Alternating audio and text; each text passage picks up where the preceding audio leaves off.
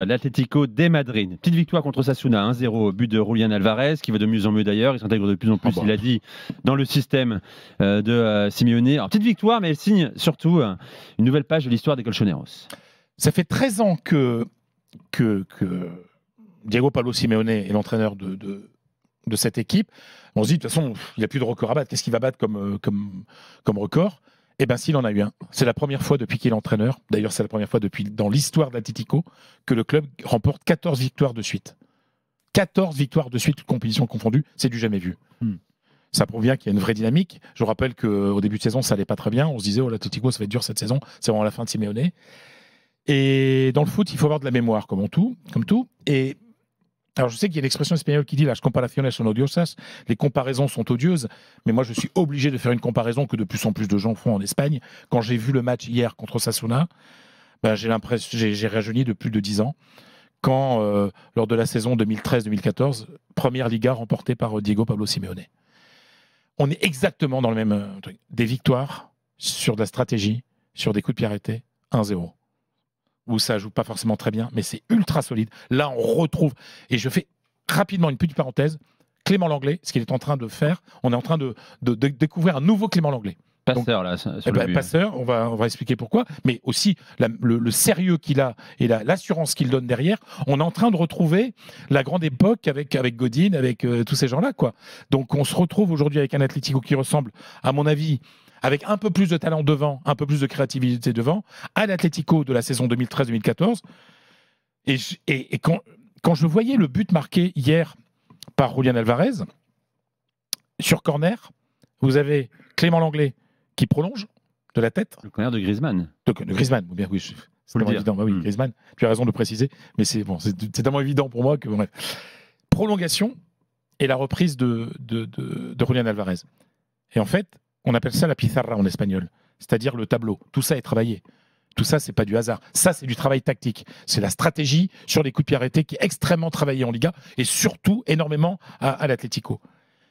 Et quand je pense à un but, au haut but de Diego Godin, le 17 mai 2014, dernier match de la Liga, Barcelone-Atlético. Si le Barça l'emporte, c'est le Barça qui est champion. Si l'Atlético fait minimum match nul, c'est l'Atlético qui l'emporte.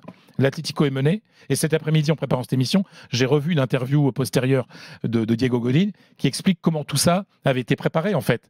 Comment on travaillait déjà à l'époque avec Simeone sur les corners et comment il y avait une espèce d'écran fait à l'époque par Raúl Garcia et que lui, il marque, etc.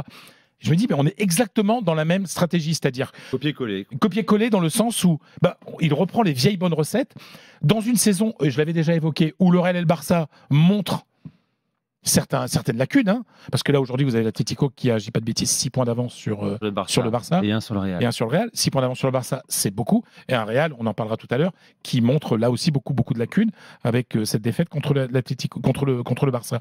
Donc moi ce que je vois aujourd'hui, c'est finalement un Atlético old-fashioned, vintage, puisque c'est le thème de la soirée, mais tout est fait pour que ce qui s'est passé en 2013-2014 se reproduise.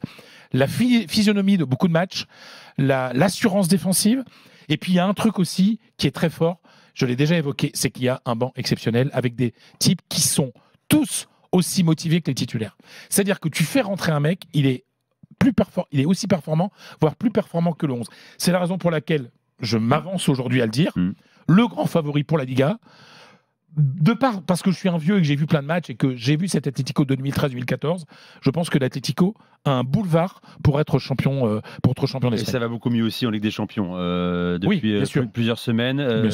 Real Madrid, Atlético de Madrid, ça va venir assez vite quand même. Ce sera le 9 février, dans moins d'un mois. Et puis après, il y aura la réception du Barça. Là, ce sera début mars. L'hiver sera chaud. Donc on va finalement à la mi-mars, on saura vraiment si l'Atlético va remporter ce championnat ou pas. Mais déjà contre le Barça, ils ont gagné. Donc en plus, c'est le goal average particulier. Donc comme ils ont gagné, c'est quasiment un point pareil en cas d'égalité. Contre le Real, il y avait match nul.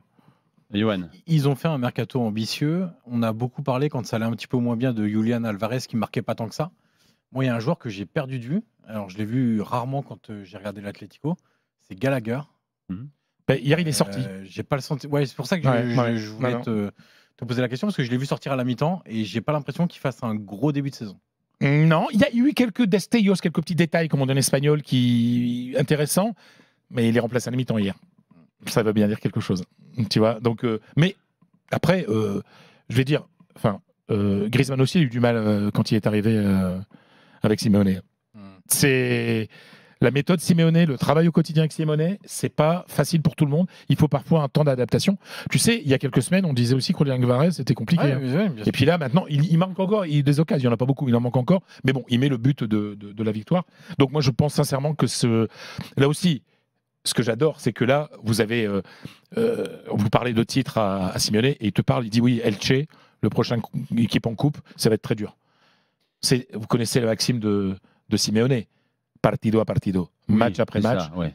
Il a refait en conférence de presse. Et il joue toujours les petits, parce que comme ça, s'il ne réussit pas, il dit bah oui, c'est normal, on est plus petit. Et si on réussit, c'est ah putain, quel exploit de dingue.